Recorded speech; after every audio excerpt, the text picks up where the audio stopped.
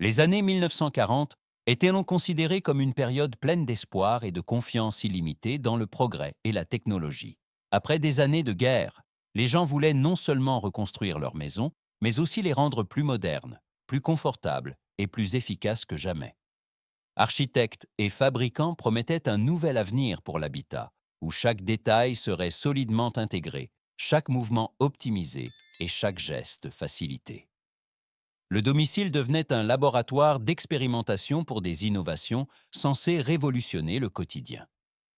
Mais entre les promesses publicitaires éclatantes et la dure réalité de la vie quotidienne, il y avait un grand fossé. Beaucoup de ces idées d'habitat intégré semblaient géniales sur le papier, mais se sont rapidement révélées impraticables, dangereuses ou tout simplement inflexibles. Ce qui était autrefois considéré comme moderne et progressiste est devenu en quelques années une nuisance, un danger ou une erreur coûteuse. Avec des modes de vie modifiés et un progrès technique rapide, ces solutions ont perdu leur sens. Dans cette vidéo, nous allons examiner 10 des caractéristiques de logements les plus connues et les plus étranges des années 1940, qui ont échoué de manière spectaculaire. Plus nous nous rapprochons des premières places, plus il devient évident pourquoi certaines idées étaient audacieuses, mais n'auraient-elles jamais dû être conçues pour le quotidien. Restez avec nous, car certains de ces concepts semblent presque incroyables aujourd'hui. 1. Built-in radio. Radios encastrées. Dans les années 1940, une radio encastrée était l'incarnation de la modernité.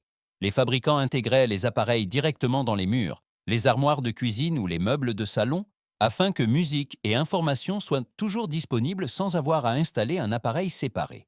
Pour de nombreuses familles, c'était un symbole fort de progrès et de luxe technologique à domicile. Cependant, cette intégration fixe est rapidement devenue un problème. La technologie évoluait à une vitesse fulgurante, tandis que les radios encastrées n'étaient pas interchangeables. Les réparations étaient compliquées et coûteuses, les pièces de rechange difficiles à trouver, et la mobilité était impossible. Lorsque des radios plus petites, moins chères et portables sont apparues sur le marché, les modèles fixes ont soudainement semblé démodés et peu pratiques. En quelques années, elles ont disparu des nouvelles constructions et ne sont restées que comme des reliques muettes dans les vieux meubles. 2. Murphy Beds, lits escamotables. Les lits escamotables, Murphy Beds, étaient célébrés dans les années 1940 comme une solution ingénieuse au manque d'espace. Le jour, le lit disparaissait invisiblement dans le mur. Le soir, la même pièce se transformait à nouveau en chambre à coucher. Ce système était considéré comme un symbole d'un logement intelligent et moderne, surtout dans les petits appartements.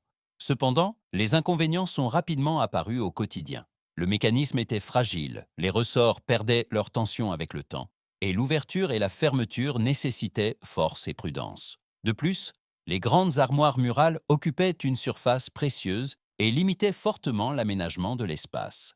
Avec la tendance aux appartements plus grands dans les années 1950, les lits escamotables ont perdu leur raison d'être et sont passés du statut de meuble pratique à celui de compromis encombrant. 3. Built-in vanities, coiffeuses encastrées.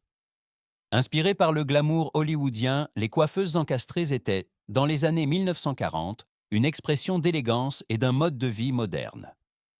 Miroirs, tiroirs et sièges étaient de fusionner en une seule unité et devaient rendre le quotidien plus stylé et plus confortable, en particulier dans la chambre à coucher.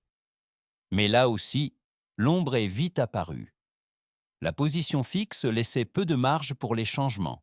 Les réparations étaient coûteuses et les tiroirs souvent petits offraient moins de rangement que prévu. À mesure que les tendances en matière d'habitat évoluaient vers des meubles plus flexibles, ces coiffeuses ont perdu de leur attrait.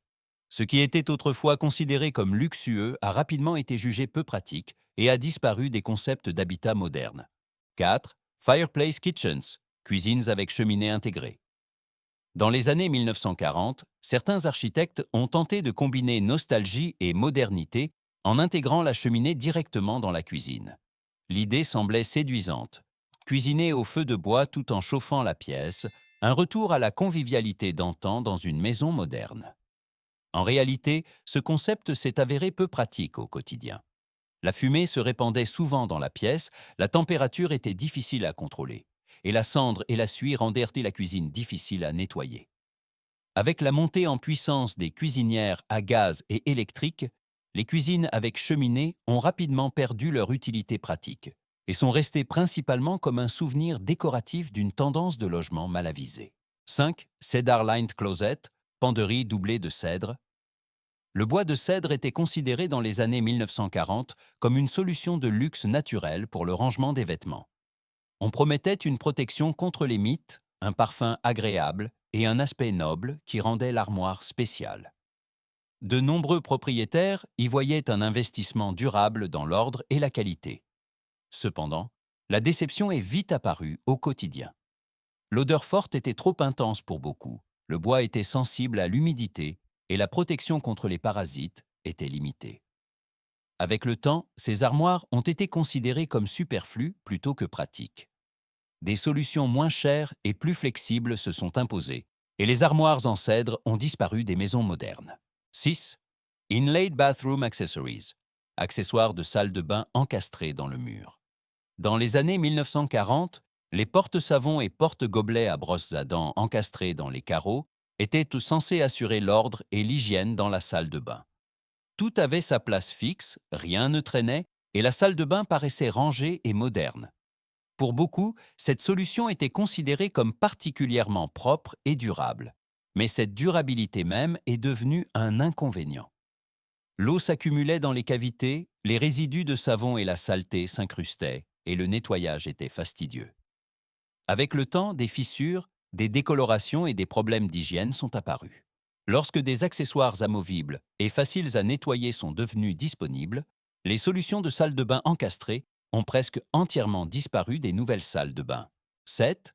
Early Dishwashing Stations, première station de lavage de vaisselle encastrée. Avant même que les lave-vaisselle modernes ne s'imposent, de nombreux foyers des années 1940 expérimentaient des stations de lavage de vaisselle intégrées. Ces grandes unités combinaient évier, chauffe à eau et brosse mécanique et étaient censées rendre le lavage plus rapide et sans effort. Dans la publicité, cela sonnait comme une véritable révolution pour le foyer. Cependant, au quotidien, ces systèmes se sont avérés lourds et sujets aux pannes. Les fuites, les connexions compliquées et l'entretien coûteux les rendaient peu fiables, et de petits défauts suffisaient à paralyser l'ensemble de l'unité. Lorsque des lave-vaisselle compacts et autonomes sont devenus disponibles, ces premières stations de lavage de vaisselle ont rapidement disparu des cuisines. 8. Built-in. Shoe Shine Stations, stations de cirage de chaussures encastrées. Dans les années 1940, les stations de cirage de chaussures encastrées étaient considérées comme un signe d'ordre, de discipline et de statut social.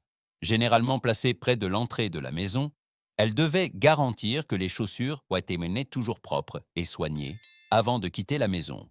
Pour de nombreuses familles, c'était un symbole d'un mode de vie élevé.